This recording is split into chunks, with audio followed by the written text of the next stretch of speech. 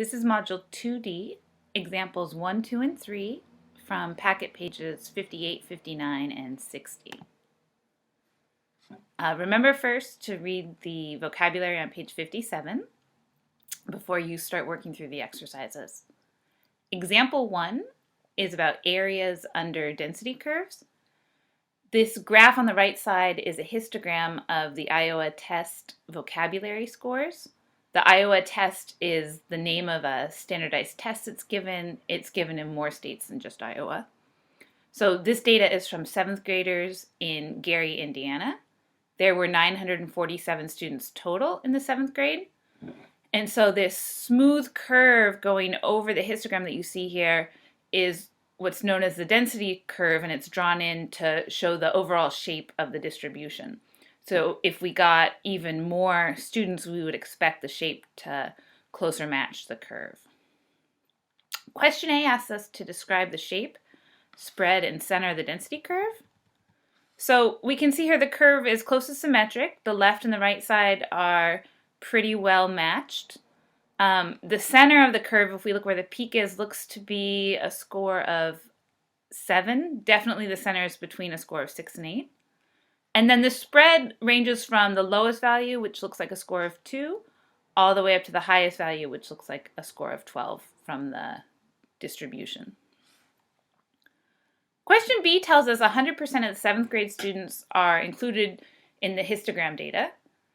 So that means everyone who took the test is recorded here.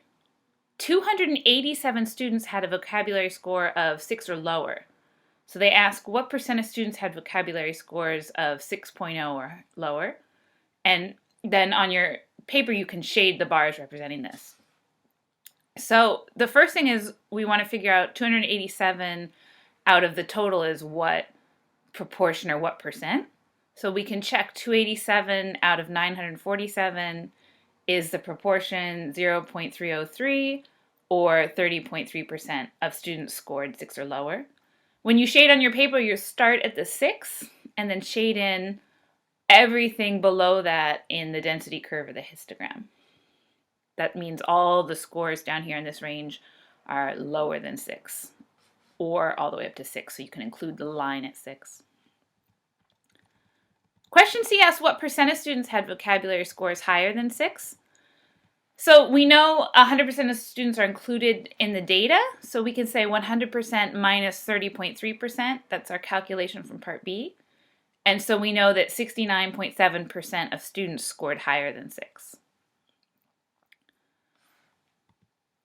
In Part B, we included the score of 6 or lower, so that means Part C is limited to scores higher than 6. Since 6 or lower was included in our Part B calculation, in Part C we want to make real clear that it's just scores above 6. The score of 6 wouldn't be included. Question D tells us 635 students had vocabulary scores of 8.0 or lower, and so we want to know what percent of students had vocabulary scores higher than 8.0. So here they're telling us the number that had scores lower, and we have to find the percent that had scores higher. So we can subtract to find how many students had scores higher than 8. So 947 subtract 635 is 312 students scored higher than 8.0. And then we can calculate the proportion. 312 divided by 947 is 0.329 as a proportion, which is 32.9% of students scored higher than 8.0. So in this question, it's important to read real carefully and see that they're giving us the numbers about students who scored 8.0 or lower, but they're asking us to find the percent of students that had vocabulary scores higher than 8.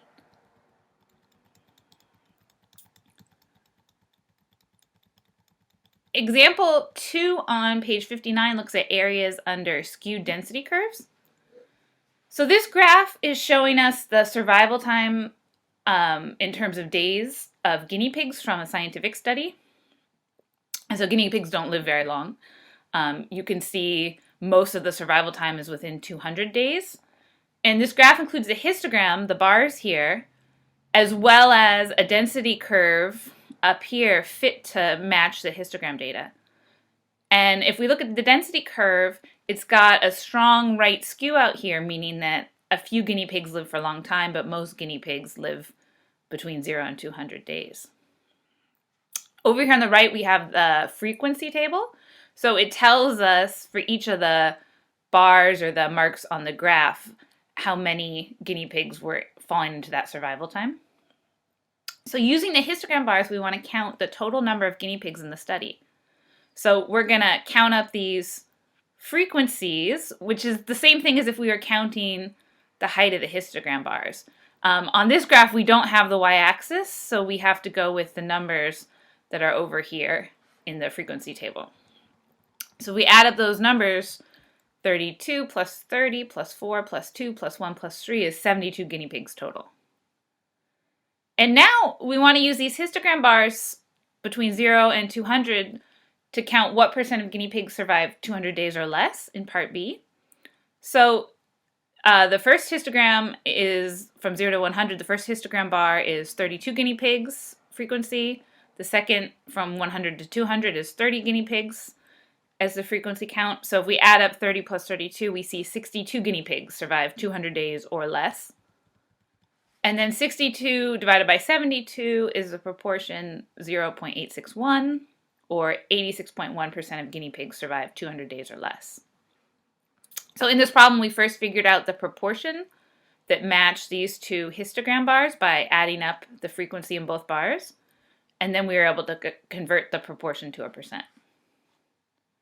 Part C asks, what percent of guinea pigs survive more than 200 days? So now we're thinking about how many guinea pigs are out here on the right side of the graph. So we can add up the heights of these different bars. If we added these numbers, we see they add up to 10. We can also calculate 72 minus 62 because we know there's 72 guinea pigs total, and we know from part B that 62 survive 200 days or less. And so either way, we get 10 guinea pigs survive more than 200 days. And then to calculate the proportion, we calculate 10 divided by 72 is 0.139, which we can translate to 13.9% of guinea pigs survive more than 200 days. An alternate calculation is you could use your answer from part B, the 86.1%. We know that the graph includes 100% of guinea pigs, so you can calculate 100%, subtract 86.1% to get 13.9%. Either way, we get the same solution. Part D asks, how does the percent you found in part B compare to the area under the smooth density curve? And does the smooth density curve seem like a pretty good fit or a bad fit? So remember, the smooth density curve is the curve plotted up here to try to fit what we expect the data would look like.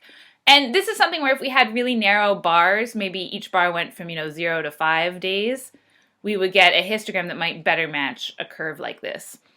In our example, the bars go from 0 to 100 days, so we're getting, kind of big blocks like this. But if we had our data separated out more, we would expect to see a curve shaped more like this, the density curve. So in the smooth density curve, that's this curve above the histogram bars, it looks like about 90% of the area is below 200 days. So this estimate is a good match for our calculation that would 86.1% of guinea pigs survive 200 days or less. So I'm going to say the smooth density curve looks to me like a pretty good fit.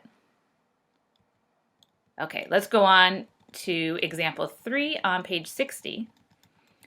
And example 3 is about areas under uniform density curves. So this example is on a level 3-mile bike path. We're going to assume accidents occur uniformly along the length of the path, meaning they're equally likely in each part of the path. There's not one part with more bumps or anything that makes people crash in one place more than other places. So the graph describing this uniform distribution is going to look like a rectangle, where from 0 to 1 mile, we have 1/3 of the accidents. From 1 mile to 2 miles, we have 1/3 of the accidents. And from 2 miles to 3 miles, we have 1/3 of the accidents. So this is what's called a uniform distribution. It's even height, and everything is uniformly or evenly spread out. So our first question is, does this uniform graph satisfy the requirements for a density curve? Explain why or why not. So the graph has only positive y values, which is one of our requirements, And each value is 1/3. So altogether, it contains 100% of the accidents, because if we check 1/3 plus 1/3 plus 1/3 is 3 out of 3, or 1 whole, which is 100%. So it meets the requirements for a density curve. So this is a uniform graph, and it does satisfy the requirements for density curve. Remember, the definition of density curve is in your vocabulary, so you can go look back at that definition if you have any questions about why we checked to make sure that there were only positive y values and checked to make sure that it contained 100% of the accidents. Question B tells us the proportion of accidents that occur in the first mile of the path is the area under the density curve between 0 miles and 1 mile. So what is this area? Well, we can look at our graph here. We see the area is 1/3, and we could calculate that by a length of 1 mile multiplied by 1/3 of the accidents per the mile, and get 1/3 of the accidents occur between 0 and 1 mile. So we're basically calculating the area of the rectangle, length times width, for part B.